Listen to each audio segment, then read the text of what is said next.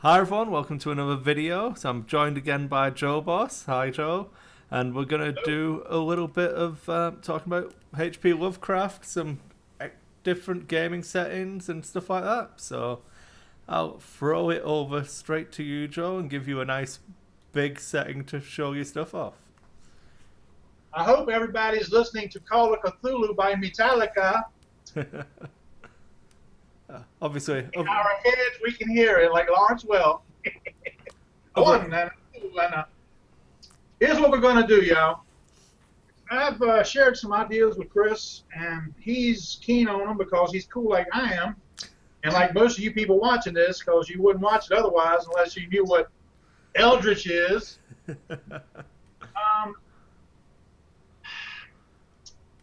Chris and I are fans of Fantasy Flight games, and we love a lot of their products. And for this video, I want to talk about why Mansions of Madness First Edition almost had it right, beyond it being difficult to set up. Why they did Second Edition was because it's easier to play. I have the game. You know, if you follow my blog, you know I bought everything available except for the newest little expansion, and which I'm going to get to because I need a Voodoo Mama and I need Art Bell with a shotgun on my table. I need those two guys. And, yeah. It's a nice box. It's a nice box. Yeah, Art Bell's pretty cool. I'll blast you. And we always like barefooted African girls with long curly hair. At least I do. But anyway, Mansions of Madness is fun in itself, and they did a really good job with it. However, like Imperial Assault, there's another option for old school cats like Chris and I. We like to play skirmish gaming with miniatures. Think of Mordenheim. Think of Strange Aeons. Yeah. You might want to think about battle systems from TSR. No one's that old. Don't think about that. Don't think about it. So I want to, in my heart, I love miniatures. That's the first thing I got as a child after the Monster Manual when I was 11. Yeah. And I got them when they were dangerous, when they could kill you, you know. I had lead miniatures as well. Yeah. At 11, though, I quit chewing on toys. So, but I want more from my Mansions of Madness. I want them to. The cute little app is fun, but it gets repetitive, guys. Let's be real. For hardcore, deep diving, experienced gamers, that app is cute. But after about the 10th time, it's kind of like, really? You know? It's the we had this conversation like yesterday, sort of, when we were prepping the show. It's Sure. It's a board game. It's like we were talking about with Get the Pieces, which we'll move on to in a little bit. They are gaming pieces, and it isn't designed to be what we necessarily want from it. So that's Which means we got work to do. Exactly. If we're going to be selfish and audacious and expect more than FFG committed to, they said, look, here's a cool RPG with some miniatures, a board game. You're getting your RPG experience. It's not difficult for you like a real Dungeons & Dragons advanced game would be, i.e. Mansions of Madness First Edition. Yeah. So I totally love what they did. Like I said, I bought it all, but I want more. So some games have come out that really have impressed me, not for the game so much, and as their miniature content has been exemplary. Yeah. Mansions of Madness is showing her age in the miniature department, and a lot of people, including people on the FFG forums, have said that. And they even told me when I said, hey guys, I'm buying the whole thing, they go, well, okay, you know. And then later on, they said, "Oh wow, yeah, some of the miniatures, you know." Yeah. And like Chris just said, they're board game pieces, and that's cool. But cool mini or not, and other games. like Guillotine Games with the zombie side stuff. Yeah. Cool Mini or not, with all their newer games. They got the Godfather's coming out, the Godfather board game. Then you've got The Others. Boy, that's a sweet game, man. The Others. It came out last year, debuted at a convention, and it's available now. And of course, I bought the whole damn thing, just like I did with Mansions of Madness, because I love these eldritch horror miniatures. So you got to buy these board games to catch them on sale and get a whole big pile of them at once, you know. By the way, guys, Chris is on my monitor on the wall, so I'm looking over at Chris every now and then, make sure he hasn't blown a gasket. But just to give you some ideas, now we all know that there's two really cool settings in H.P. Lovecraft's eldritch fiction. One of them is, of course, Arkham. But then you have that's the main country, if you will, it's the state. But then there's all these little counties, you know? Yeah, it's supposed to be like a New England type setting, isn't it? Yeah, yeah, it's obviously, on the other side, yeah. I come from Old England, so I don't know shit about all that stuff. Oh, no, it's fine, man. It's no different than Stephen King putting everything in Massachusetts. Yeah. Boston, and all that crap, man. Okay. H.P. Lovecraft liked his Arkham Horror, his Massachusetts, whatever. But there are two main that need to be represented in a skirmish game environment like Mordenheim. Let's think of Mordenheim. That's a good game to think of. Where you have gangs, and they go out and fight other gangs. Well, with the Eldritch Extreme game that I'm hacking together with Chris and my own ideas, is going to be very much like a Mordheim game, with the one exception. You can play gangs that aren't necessarily rivals. You can have gangs that are teaming up to fight the horrifying ramifications of an elder incursion into our reality, i.e. the Dunwich horror and the deep ones. Shadow over Innsmouth. We got come on. Yeah. You got to do the Dunwich horror, and you got to do Shadows over Innsmouth. Yeah, I'll show the Innsmouth picture now. So this is what we're looking at for this is Innsmouth. Art that I'm referencing from. I think it's from their game, their actual video game for this stuff. Yeah.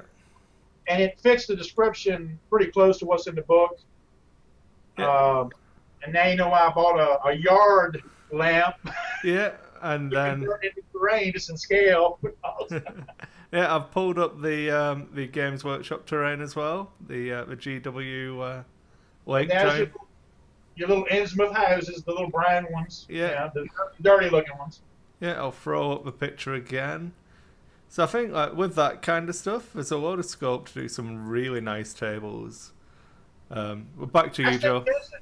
That's the intention, brother. Yeah. You know. Yeah. And I got this lighthouse for $12 on Amazon. No, I've got. It's in scale. I mean, look, the little deep one guy can actually get up in the light tower and shoot his AK-47 down at you dirty do-gooders as you try to. I think 47's a little bit late, you know. Yeah. He'd have a World War One. His Thompson. Yeah, he'd have his Thompson maybe, or an M1. Not even an M1, but yeah. Yeah, I mean, I think you should be able to see, obviously, I've got my Strange Aeons book as well. So awesome. This one's got more of the threshold agents working against all the ancient ones and stuff. Yeah, gang element, yeah. Yeah, so that's pretty cool. And just the way it's laid out, that it goes through and you follow the progression of your actual threshold agents, and then whoever you're playing against sucks it up and has to play the evil lurkers, whatever mission you're playing. So you get to run your god spawn Cthulhu monsters and crap. So right. But or his avatar. Oh yeah. We all know. Come on, we all. Let me give you an example of why I was gently poo-pooing on FFG a little bit. A gentle poo-poo, because I love the company, dude. I've got about $1 million in X-Wing stuff. I kind of love them. I think you'll like the new box, Joe. The miniatures in the new one are a little bit of a step above. What's that? The new Mansions of Madness box, you'll like that. Oh yeah. We're talking about Blake Lively and Yeah. Who's the guy? Who's the damn guy from Breaking Bad? Walter. You know, I don't know. You tell me, guys. Who's the foulest of the two? I mean, give you a little idea. And also, we know Cthulhu would never be on the actual game board. I mean, come on. He's not going to come to the actual game. You ain't going to get him to come to the game. But you would have one of his avatars manifest an occultist who was devoted to the privilege of being taken over by a minuscule particle of Cthulhu in this waking world while he sleeps and waits to really come back. So, yeah, basically think of, like, again, Mordenheim, where you had your gang leader, you had your heavy dude or two, and then you had, like, some kind of ogre-y, big assassin cannon carrying guy or a huge melee weapon. Yeah. And then you have a bunch of just bodies.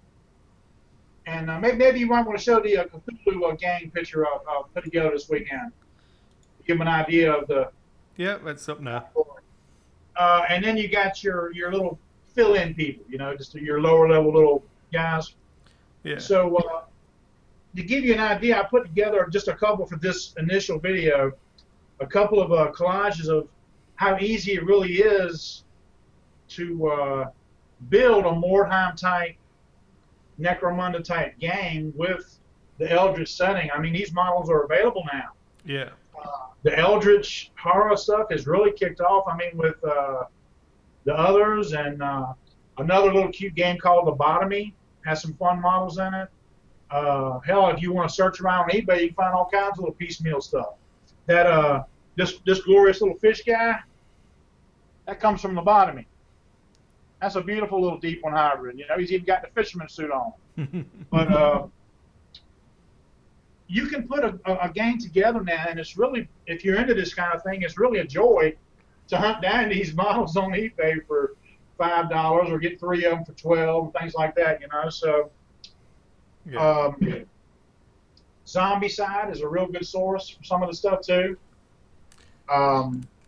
If you want to show that werewolf from Wolfsburg, when the vampire gang, maybe give them an idea of how you can put something besides an obvious Cthulhu gang. You know? Yep. I mean, you can hunt these things down. I didn't pay $75 or $57 for the Wolfsburg set because I got the little wolf guys and the big wolf hybrid thing for $25 on eBay, man. If you don't want to play these games, you can still get good deals to get the models to make your own Eldritch game. Yeah. So that's what I've been doing since X-Wing is all but dead now in terms of collecting it. You know, I mean, it was a sweet love affair, but you know, they're only putting a handful of ships out now. I already got 30 TIE fighters. What, you know? I'm just going to throw up some pictures that I forgot to send you. Yeah, so there's the King in Yellow performing on the stage here. This is from Uncle Mike's Worldwide Productions. He does a wide range of Cthulhu miniatures. So this is what I've actually done here, guys, just for people who are watching. Obviously, Joe can't see any of this, so he's going to have to watch my video. He's going to have to watch my YouTube video just to see it, and it's an extra click. I watch your YouTube videos anyway. Yeah, then even when you were boring back in the day. There you go. You've improved since. Go ahead. Yeah, there's some of the other stuff that I dug up while we were chatting about it, but obviously being an amateur, I forgot to send it. So there we go. That's fine, man. It'd be a surprise to see it when I watch the video. Yeah, some nice stuff. I'm going to be doing some painting tomorrow. I was just chatting to Jillian, my wife, and she's going to do the gardening tomorrow. Leave me some time to do some painting. So Nice. I'm actually going to paint some Mansions of Madness stuff just to prove to you that I can make it look nice. Someone who's please don't hate big Jeff. You know I'm a big old teddy bear. Just because I'm not on the X-Wing forums anymore because I went to Political. bad places. I'm still the jolly old guy you guys know and love or like or laugh at. And I love Mansions of Madness, dude. I don't regret buying it, but I can use some of the crappy models they got in there. I'm just teasing you, Joe. I'm just teasing you. Them investigators, some of them look really good, man. Yeah. You want to pop up that Godfather comparison with the new game with the better looking investigators from Mom? I'll have to find it. If you want to keep talking, It's in our Facebook feed where I was sending you. Yeah, I'll grab it. You keep talking. Fill out something else, and I'll pro that up. Yeah, I mean, once you see these new Godfather miniatures coming out, whew, I'm not going to miss replacing most of those investigators from the Mom set because, I mean, there's still a few of them that I'm obviously going to keep that are good, but some of them, man, they're going bye-bye. Because these new Godfather models, man, they are absolutely beautiful. And they're in the 30 to 40s timeline of Lovecraft's original stories, 20s, 30s, and 40s, basically pre-50s era, Yeah. And when people drove these, like one of my favorite shows, and it's almost a comical endeavor of mine to watch it and think about it this way, but there's a show on Netflix called Peaky Blinders, and it's set in that 20s, 30s, 40s era. It's right after World War One, and not to put any spoilers out, but the lead character, played by the Scarecrow in the Nolan Batman movies, yeah, he's actually the main guy, and he was in World War One, which is why he's kind of a badass as their gang leader now that he's back in England. And the whole time I'm watching this wonderful gangster period piece, I'm thinking with the fog and the woodland scenes when they go out and talk to their gypsy buddies, and when they're down around the harbor and the pier and all this, and everything's dirty and there's cobblestone, and then they got these old cars. I'm like, and the wool suits and stuff. I'm like, why couldn't this have been a better version of Penny Dreadful with more monsters and less sex scenes, and just do a badass Cthulhu series on Netflix? You've got it with Peaky Blinders, man. Just put some Cthulhu monsters in those alleys and shit, and it'd be great, man. So when I watch Peaky Blinders, I'm kind of watching a Cthulhu show in my head, Yeah. Oh, that's good. I mean, I've been a bit light on the setting recently. I'm still trying to work through an old book. The old Graham McNeil, he wrote a lot of Games Workshop stuff, and I picked up his series for the Arkham. It was basically based on the Arkham horror game, so I'm working through that. But I grabbed the Investigators of Arkham horror book. I've got all of my Lovecraft ones. TV show wise, I'm a big pussy. I don't really like scary TV, so it's not for me. I need like rainbows and lollipops, Joe.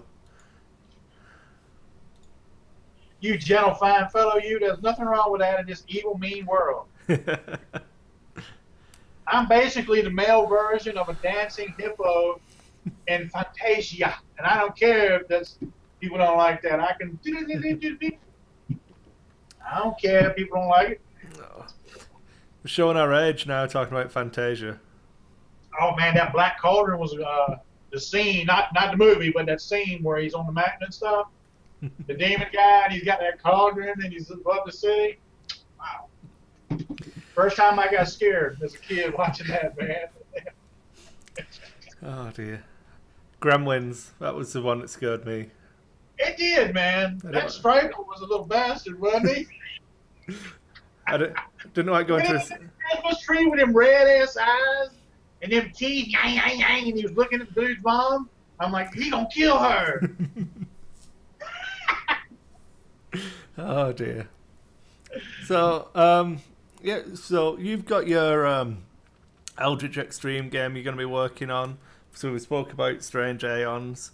I've got some other You need to stuff. tell me a little more about the Strange Aeons when I start sharing, when we do some videos on actual rules. Yep. Yeah. But basically, like I said, guys, the main thing I'm looking at is Mordheim Yeah. and Necromunda. Those tight little game things where you develop a group. And it's really like the board games that we're going to be using. I mean, Eldritch Horror, the investigators, 2 or 3 or 4 of them are going into a mission in Mansions of Madness. And as you know, they got their little team, you know what I mean? Yeah. And they're kind of going in trying to figure out the mystery and get the clues and all that. And all that, that's beautiful. I love all that. But every now and then, I want some rock and roll, man. I want some bang bang and some World War I weapons and some badasses with machetes and holy blades fighting the good fight. And, you know what I mean? You definitely want to check it out on Strange Aeons. It sounds like it's a game for you. Mike, Uncle Mike, the guy who designed it, based it on Mordheim basically, because he wanted something. When Mordheim went away, it was a labour of love to give himself something in the Cthulhu setting that scratched that itch.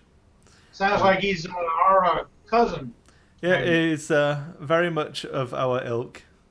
You'd like him. I'm eventually supposed to be getting him together to do a video. Going to go down to his basement. See, he does all of his own casting still, Cool. all old school. Still does gravity feed casting in his basement. White metal, yeah, man. Yeah. Back in the day. In fact, I'm going to be really unprofessional. I'll let you keep filling, and I'll go and grab some of the models that I might be painting tomorrow. So Do it. You can. Yeah, I'll talk some more about the rules, because we haven't really talked about the rules yet. So, guys, while Chris is grabbing us some eye candy, Mansions of Madness is a solid game, man. Again, I don't want anybody to think I'm hating on it. But for the purposes of some rock and roll, some sock'em, we need some terrain and we need some miniatures. We pretty much covered that, I think. The options are right there.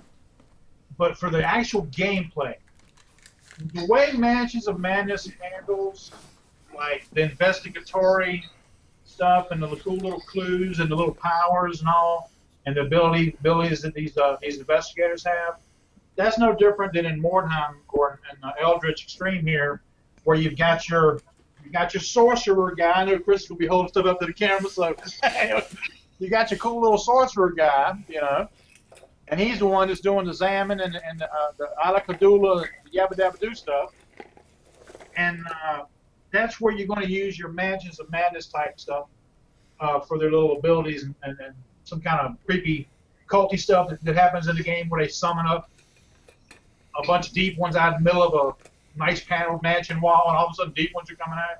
That kind of thing. And of course, we're going to add to it and throw some lightning bolts and stuff in there because, hey, Dungeons and Dragons, right? And Ravenloft.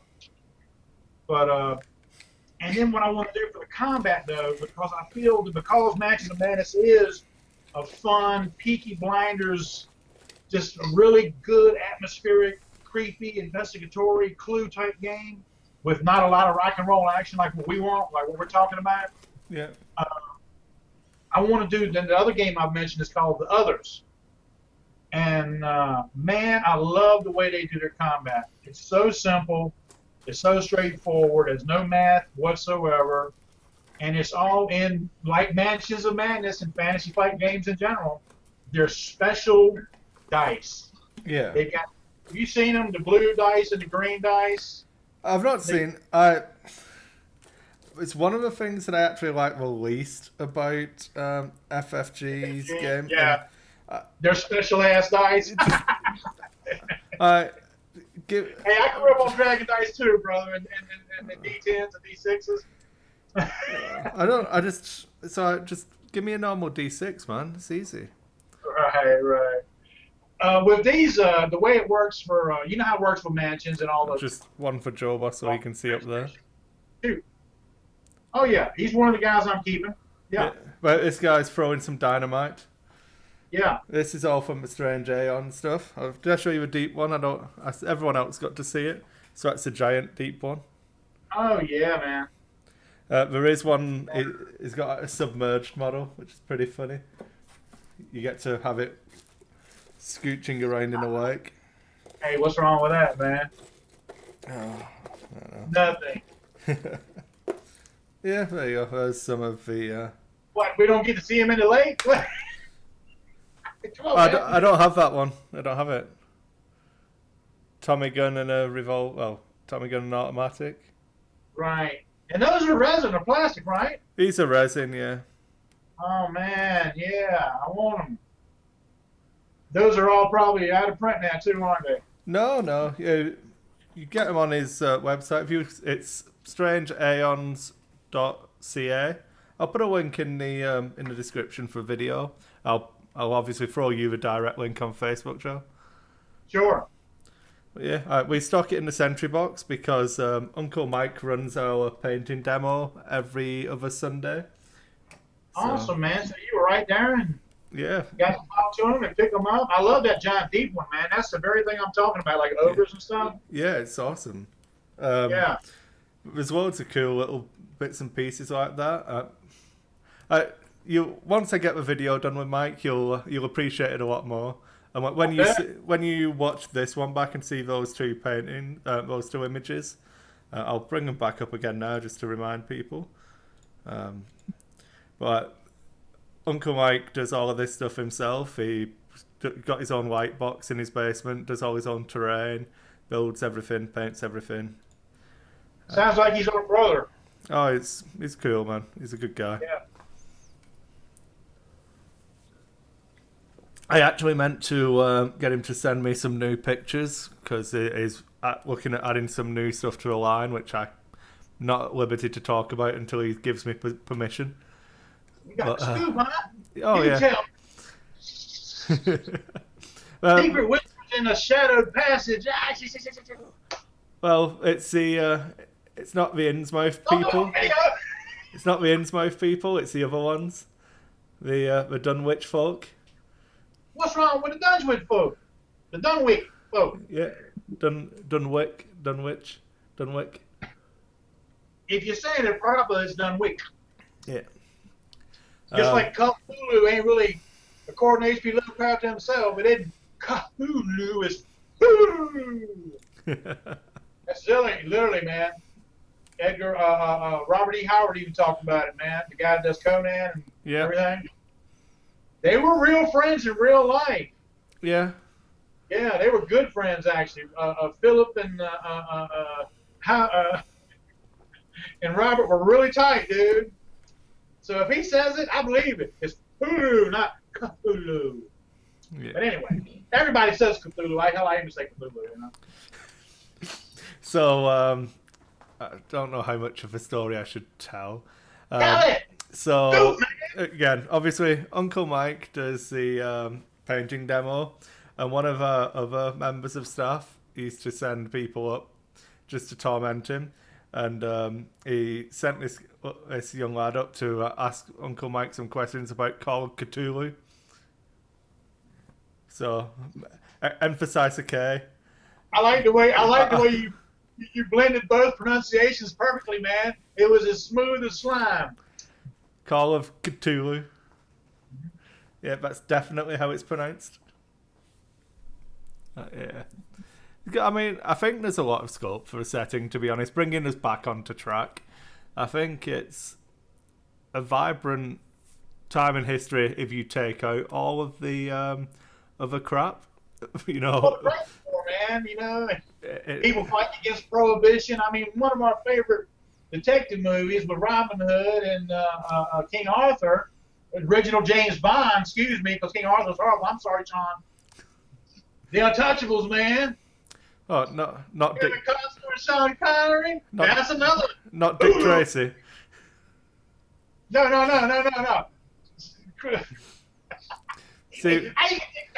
See what I did there? You pulled a knife and I pulled a gun. Yeah, man. That's okay. It's a Chicago way. I don't know what to tell you. I love it, man. Yeah, that movie. That's another movie. It needed a few tentacles, a couple of vampires, and some sewer zombies like in Blade 2. It would have been a better movie, but it was still a pretty damn good movie. They pull a knife, you pull a gun. They Right. someone who goes to a hospital, you someone who goes to a morgue. That's how you get Capone. Yeah. Oh dear. You need to watch Peaky Blinders. You'll love it. It's just like that. Not quite as much violence, but it's pretty good. What are you talking about? The original Robin Hood. The original Robin Hood's a red fox, man. Oh no, I said Robin Hood. I said the original, did I? Robin Hood and Little John running through a forest. Right. I remember from the Disney, yeah, and he was actually a little fox, dude. I remember that. I love that stuff, dude. Oh man. So what's all this smack you're saying before you teased us with some backstage drama on new models for this wonderful genre? What's the problem with symbol dice? I love the other's dice, man. It's got a fist and two fists, which means bat bat. And then it's got a holy shield sword. It's got a shield from defense. Come on, man, that's beautiful. It's got a tentacle for anti-corruption. So one of the first miniatures-based games I ever played would have been Hero Quest. And that was the same thing. It had the shields for defense, the skulls for hitting things. Yeah. And like, yeah, it's fine. But at what point does it become pandering to your audience because you think they're too stupid to figure out what rolling a 5 is on this roll? It's all designed to dumb the game down and pander a little bit. And the other thing is it's blatantly just intellectual property, so you can copyright it. Well, we're not going to copyright it. It's just a bunch of guys sharing some wargaming. Oh, yeah. But, you know... I ain't going to be selling this. I don't even know the HP Lovecraft stuff. I could, because that's an open source. That's an open thing. Like, if we bring it back to our favourite FFG topic... So if we go back to X-Wing, the flight path system. So the reason we've got those templates is because they're copyrighted. So Attack Wing has to license the flight path system. Sure. Those dice, the symbols on those X-Wing dice are all copyrighted. You're not allowed to make dice with those symbols on them. Because FFG will shut you down. And you could easily play X-Wing with a D8. 1, 2, 3 is a miss. 4, 5 is a focus. 6, 7 is a hit. And no, sorry, well, you know what I mean. Miss, yeah, blank, yeah. Yeah, it's not overly difficult. An 8's a crit. 7, 6, 5's are hits. 4's are focuses. 3's, 2's, 1's are misses. It's not difficult. Well, being a dark brother. A monk on the fell mountaintop. I played an awful lot of the Vampire the Masquerade and Werewolf the Apocalypse. Yep. Back in the 90s. And I really fell in love with D10 rolling, man. And I think that's my favorite. If you wanted to stay in the numbers game and use an actual die with numbers with numerals on it, I wanted to be D10 and everything's a skill base where you got a 90% chance as a Grandmaster Sorcerer to blast this creepy crawly with a fireball, you know what I mean? I like the... my favourite role-playing game would have been 2nd edition... This is going to sound horrible for FFG fans. The 2nd edition Warhammer Fantasy Roleplay. So when Games Workshop reprinted it themselves before they licensed it to FFG. Sure. Yeah. And that's the same thing. It's a percentile system. D10. I love the D10s, man. Yeah. I think it's elegant. It does what it needs to do. It's beautiful, man. You know if you've gotten your percentage or over. And then a contested roll is a matter of, how much more did he make his requirement over what you needed to make yours. Yeah. And then there's a little bit of very simple math there, but no big deal, you know? Yeah. You're dealing with straight up 10s and 100s. It shouldn't be too difficult, really. It's smooth as silk, man. I love it. But I understand, and Chris, I totally agree with you. Today's game market is entertainment for people who are younger than we are, man. Let's just say it. I think it. That's a polite way of saying what you were alluding Yeah. to there with I numbers. mean, it's not a problem per se. It's just that they're going for accessibility, and it's easy to say that this big explosion symbol means it's hit. This what shall we say, Yes, the magnifying glass symbols, and sure. you And know, mom, yeah, yeah. So all of that stuff, it's nice and simple, makes it accessible. It's really easy to teach. You're not having to remember a table, or uh, I always do for 40k in fantasy when you used to have to work out a rule of 7, and it's like, oh, it's so difficult. What's your ballistic skill? My ballistic skill is 5.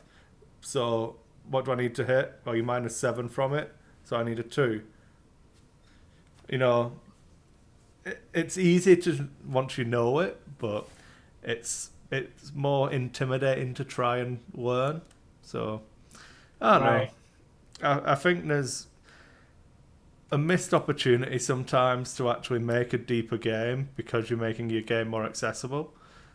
But it's your target audience, and obviously the masses are a target audience for a lot of companies nowadays.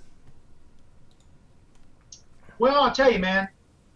One of the reasons I fell in love with X-Wing 5 years ago, it was obviously the X-Wings and the TIE Fighters in the original trilogy, Star Wars, later known as A New Hope era ships. You know what I mean? That's all I needed, man. And then they had the audacity to make the Millennium Falcon and the Slave One. I'm like, okay, I'm in. You know, when they put them bad boys out, boing. So, and the aesthetics of it was the other part. All the little cool card art and stuff like that, and the templates. I understood it. That was just a necessity. But I like all those little side symbols, man. I'll be honest with you, bro. I don't mind it at all. I get it, and I agree with what you're saying. But I'd rather have a cool little sword come up and let me know that, oh, I can reroll. No, You know? there's For a the time and a outside, place for it. You know, there's a time and a place, and I think X-Wing rides that blend perfectly. You know when it came together for me though, doing this hack together thing. If you like Mansions of Madness and you like the other board games like Lobotomy and the others and some other horror stuff coming out, like all the cool zombie side stuff, which is really a fun ass game too, man. But again, it's a dumbed down. Let's just say it's dumb. We know. It's for 15-year-olds. You know, that's fine. 15-year-olds are cool. You'd be surprised. It's for 30-year-olds who don't game. Right. True, man. True. Yeah. But that ain't us though. We're old war dogs, bro.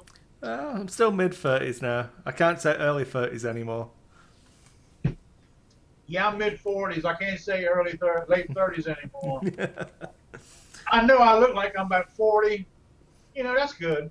That's cool. I was there for Star Wars in the theater when it was just Star Wars. It's okay. As a young child. I look rough as fuck today. I was out kayaking all day. I bought a new kayak, so I was out on the lake You're all today. tired now, aren't you? Yeah. I had a nap. I had a post-kayak nap on the couch, man. We only sat down for supper at 8 o'clock. Did the old lady have to pedal your fat ass back home on the way back? Oh, was it? So I put the spray on Fit Tan on, and I must have missed a patch here. I don't think you can see it, A little but bit of sun, buddy. just in this little bit, I'm gonna have a peeling stripe here. Enough of your delusions, Christopher. Here's the real story, y'all. He's been in the deep book, the Necronomicon, and he said a couple passages, and then he realized what he was doing, and he slammed the book together real quick. And this is the little bit of taint that's the little darkening, that little red patch. It'd be more taint than a little, mate. You didn't go full on Bruce Campbell and get your face stretched in Army of Darkness and all that. You didn't, when you couldn't say necktie. But anyway, I mean. To quote my one of my favourite podcasts, the Intensify Firepower Boys, I love myself a bit of aftertaint. Up north, down south. That depends on which way the wind's blowing, up or down, right?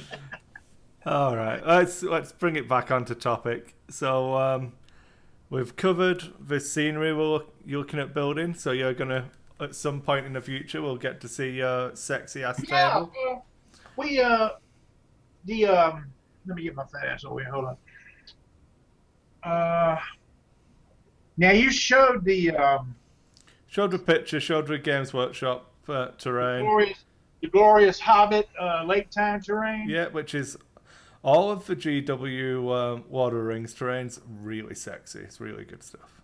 I'm totally buying it, man, and I really appreciate you turning me on to it.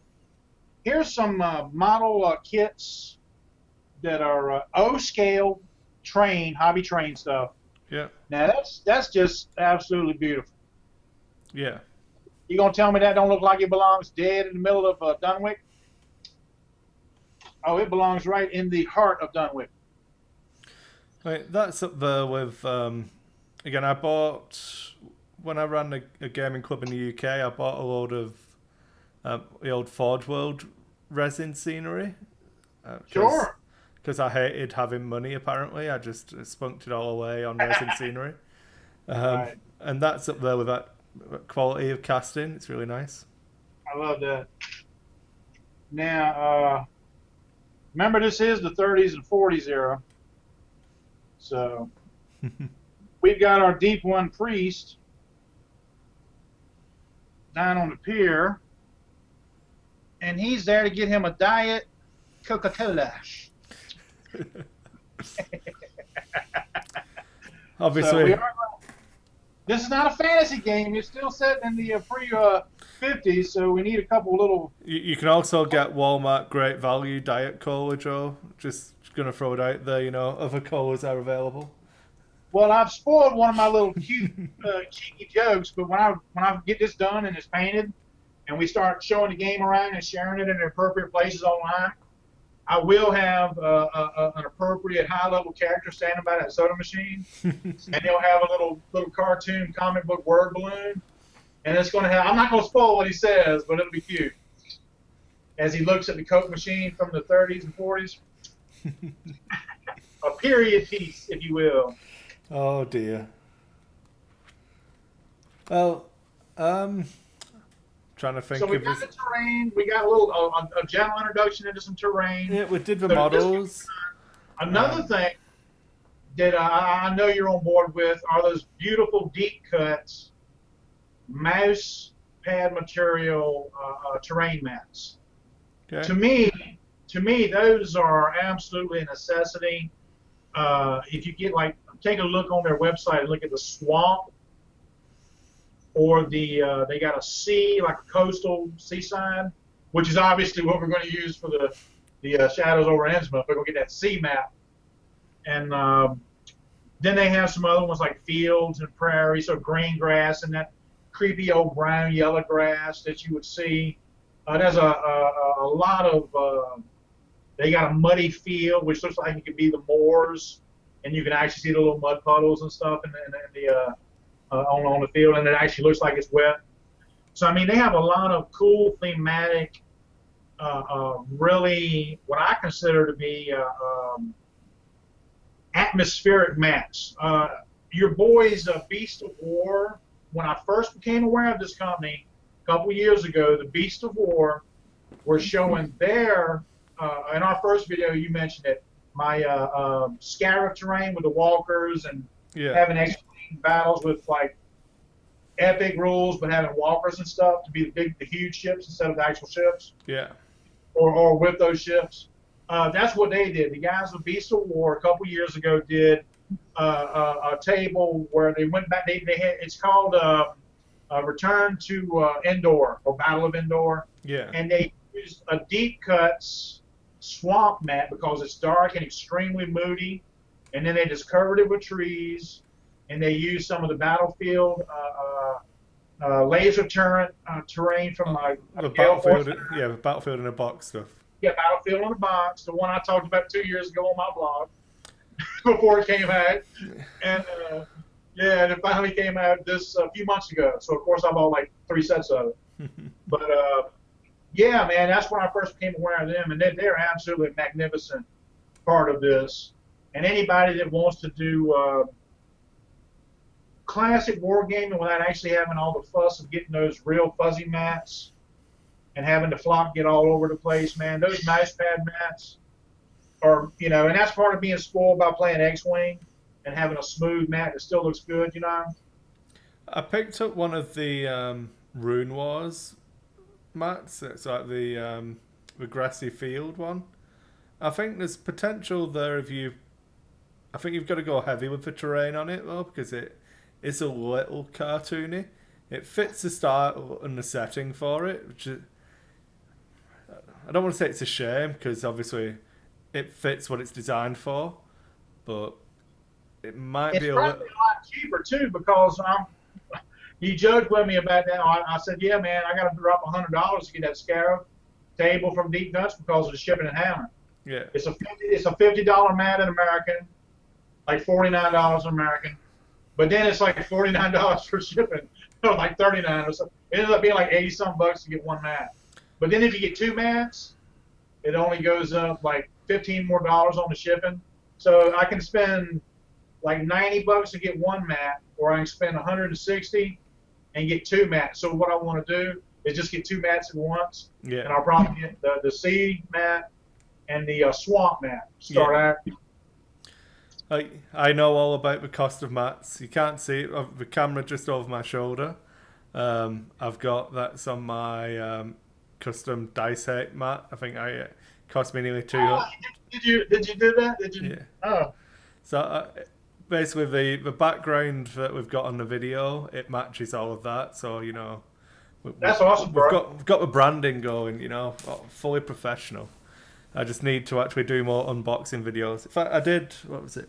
I did an unboxing for my Infinity stuff, the Fat Yun Yun box, which was just funny as fuck. Did you post that? I don't remember seeing that. I went up a couple of days ago. It was.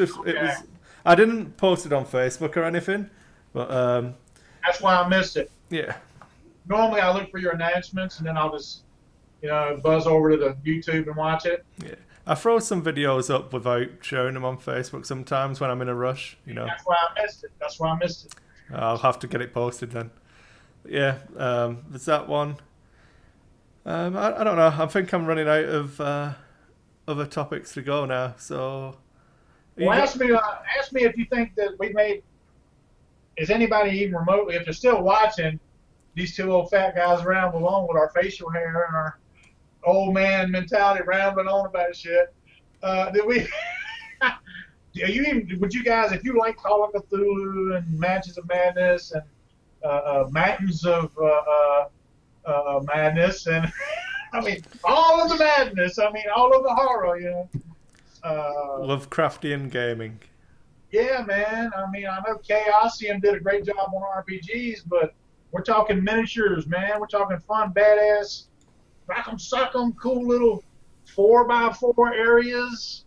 These beautiful 4x4 game areas, man. I'm telling you. So I'm gonna pimp it out one last time. Strange Aeons is played on a 3x18. No, sorry, a 2x18, 24x18. Wow. You can throw it on the coffee table and play it. Your game's done in like 45 minutes. It's nice. That's cool. Uncle Mike's got some. He builds them in recessed wooden trays, like proper old school style. So you've got depth to it. Like the game, I played a game against him. It was like introing me to it, and we were in like an archaeological dig. So you had a big dinosaur skeleton, and beneath the tombs. Yeah, I was playing as the lurkers. I had to summon, sacrifice my own cultist to summon a demon, and he had his threshold agents coming in. So my guy with my bolt action rifle managed to roll a 6 into a 6 type thing for my hit and wound.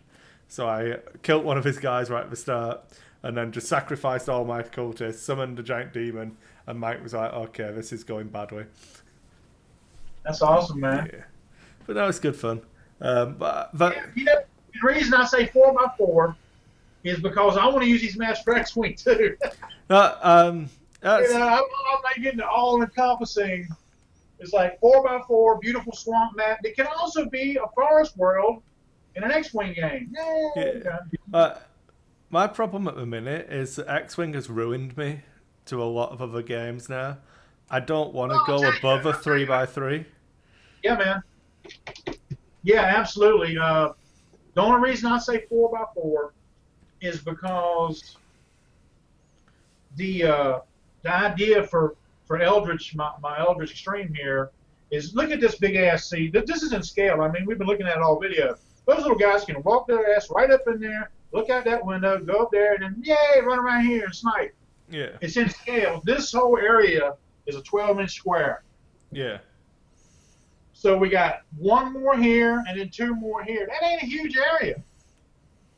When you got dudes with pistols and you got monsters with whipping tentacles and spitting acidic goop at you and stuff. Yeah. So I thought 4x4. And the other thing is, for epic scale, smaller X-Wing games of epic, a 4x4 is still awesome. It's not 3x6, but it is wider. It's 4x4, so it's still got a good area. And also, the maps just seem from deep cuts, which I keep saying, I love deep cuts. Those 4x4 maps just seem to have just a better overall look to them, The 3x6s, they don't look as good to me. 3x6 is a weird one for me. It is, man. Especially Armada, I want to like the game. I want to play it more, but it's too big of a space. I can only play Armada in the store because I don't have a 6-foot table anymore. I got out of that when I stopped playing Fantasy with Age of Sigmar. So, no, I don't know. Like I said, they're ruined by X-Wing being on such a smaller table. Yeah, I have two kind of. The other thing I'll mention, go good around and go ahead and wrap this initial introductory video up. The other reason why I want to do the 4x4 for Eldritch Extreme here is when they go in this lighthouse, because there's some kidnapped lady or there's a scroll that could bring an opening that could have deep ones come flooding in, whatever the reason to go up in here, or just to turn the light on. Summon the boat. Yeah, turn the light on or off, whatever, for whatever signal Paul Revere's type horror stuff you might want to. Maybe they're out there on Devil's Reef waiting for that light to come on before they come surging up, so you want to stop that. Yeah. But when you go in, I'm going to have, I am going to do some actual art, because I can kind of do art. If you've seen some of my little art I put on the blog, I got a little bit of artistic ability still for an old guy. And what I'm going to do is like little templates we can get printed out on card, and I'll share them with you guys, and you can print them out if you want to or whatever. And like our boy Strange Aeons is doing, making his own stuff. So when you go into here, it's going to have 3 levels, and that would be represented by 3 cards, just like in the Mansions of Madness. When you play Mansions of Madness, or the others, or Zombie Side, they all have them cool little card environments to interact on. So anytime you go in a building like that little old store for Dunwick, you would have, while we got the mat, we got all the little miniatures here, and this 4x4 looking cool. I've got some smaller card game mats that are solid colors like black and red and purple and green and all this, and they're the card for card game. They're like 14 by 24. And so what I was going to do when I'm running the game and we got the cameras going and we're hosting a game here, when you go into a building, I'm going to have one of those little nice pad mats over here off to the side on the edge of the 4x4 where nothing's going on. And then that's going to be where we place the cards down to show, okay, here's what's going on in the building. So you could have this little black 14 by 24 area, or this little rectangle, with these cards on. Okay, so some of the gang, some of your group are in here trying to achieve whatever on these cards, like Mansions of Madness standard play is. And I'm even going to use all the Mansions of Madness cards, obviously, because they're beautiful cards, Yeah. So when you're going into a nice house, you use one of the Matches of Madness tiles, you know. And but then out here, there's an actual miniature battle going on too on the proper table. So Yeah. you can have that video game thing where there's two battles going on at once, which was the other reason why I said, no, let me go get the 4x4 because I'll have room off to the side to do interior stuff. Yeah. All right. I think that's about it, Joe. We're at 55 minutes now, so anything you want to close on? Yeah. We said an hour. We did all right. Yeah. A lot of this is probably rambling, but, you know, this is all, nobody's paying us to do this. This is fun. And, Alan, do you have any more questions or you wondering about anything or any more? No, I think we covered most of it at some point in the video. Maybe not in a logical order, but we covered most of it. We definitely didn't have a script, y'all. Sorry, we didn't have a script. Oh, that's good. I like the rambling. Other people might not, but fuck them, it's my video. Well, and I'll tell you, if you watch any decent YouTube content, a lot of it's rambling. As long as we're having fun, that's the main thing. I'm sure the views will come, Joe. The views will come.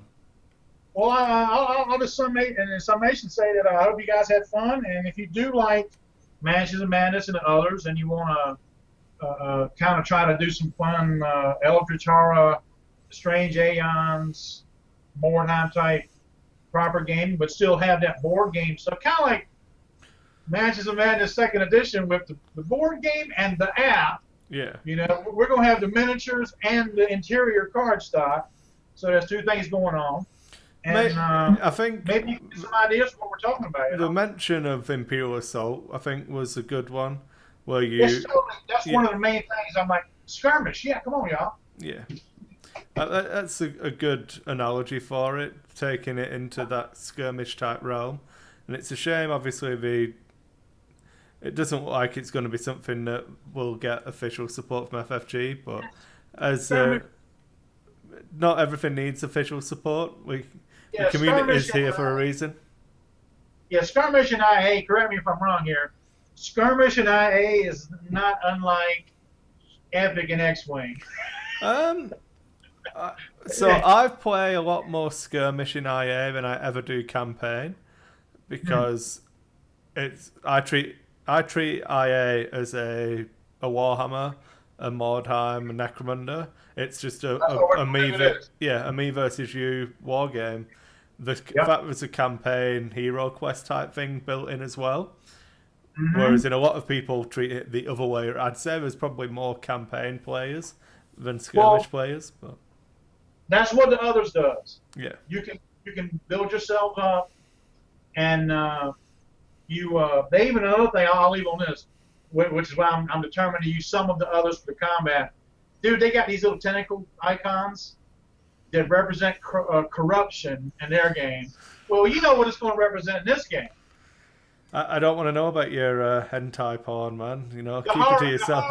The horror factor. Wasn't every Cthulhu game? Are you going insane yet from the horror, the insanity? You know what I mean? Yeah. Oh, it's going to be good. I look forward to seeing what you're doing, and I'm going to do some painting tomorrow, so awesome, I'll try and throw in. I'm going to try and do some more Lovecraftian content. I'm going to convince Jill to play the Arkham Horror LCG with me, so we'll have some videos of that coming up as well. So I'll see what we're doing. Obviously, I'll catch up with you again for another video. And, yeah, man, this is the first. This was the introductory, guys. We're gonna do a lot of these. Yeah. And we gotta cover all the games and the rules and terrain as it happens, and eventually start sharing some game materials too. You know. Yeah. All right, everyone. Thanks for watching. Hope you enjoyed it. Thanks for sticking with our practically 1 hour video. So good job to you guys. Night all. See you on the next one.